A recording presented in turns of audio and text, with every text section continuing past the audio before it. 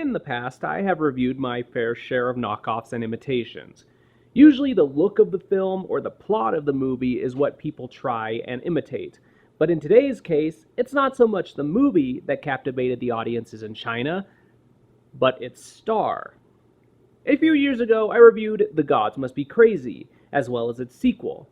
The standout actor in both films is Gao Toma, who had no prior acting experience. Yet his on-screen charisma catapulted him to success, and along with that came a 5-year film career. In 1990, China jumped on the success of The Gods Must Be Crazy and made 3 unofficial sequels, the first being Crazy Safari. In Crazy Safari, Sam Chow and Taoist priest Lam Qing-ying attempt to transfer the body of Sam's great-great relative back to China for burial. However, when their plane goes down in the Kalahari, the zombified body winds up in the possession of Gao, who, in keeping with the tradition of the series, believes that the zombie is a gift from the gods, and utilizes him in a variety of comedic ways. Along the way, our 3 main characters encounter crazed animals, natives, a witch doctor, another zombie, and greedy entrepreneurs/human traffickers searching for diamonds. For those familiar with the previous films, they will notice the amount of nods to the prior installments. Gao and company have a shipment of Coca-Cola rained on them. An incredibly fake rhino chases Sam Chow and the priest about for a bit, and Gao again drives a car backwards. But for the most part, the movie does its own thing. The humor is acceptable, with Gao and fellow tribesmen being the funniest and most likable characters.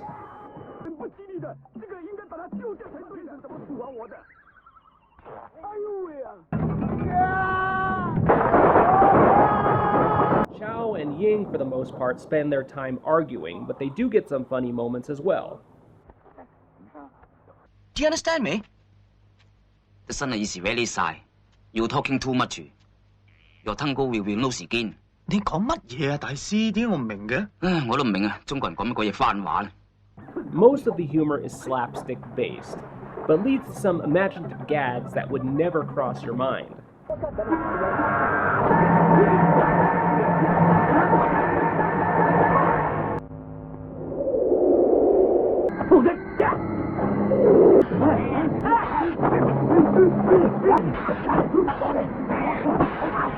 It's also cool to see a different terrain for this type of movie.